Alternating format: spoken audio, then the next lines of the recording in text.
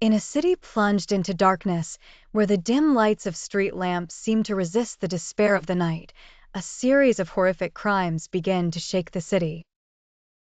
The residents live in fear, the police are on high alert, but the serial killer is always one step ahead.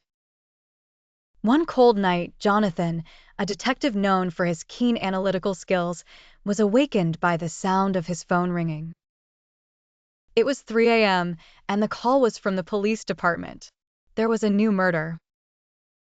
Jonathan arrived at the crime scene to find the investigation team in a state of shock. The body belonged to a woman in her mid-30s and bore horrific signs of torture. This was the third murder in 2 weeks. All the victims bore the same marks and had been missing for several days before their bodies were found. Jonathan and his team began searching for clues, trying to find any leads that would lead them to the serial killer. They noticed that all the victims shared one thing in common: they all worked for the same big company. The police began questioning employees and colleagues, but there was nothing that linked them to the serial killer.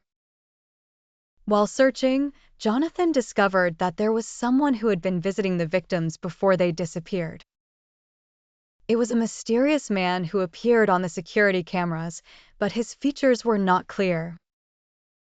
This person was the only lead Jonathan had, and he decided to pursue him with all his might.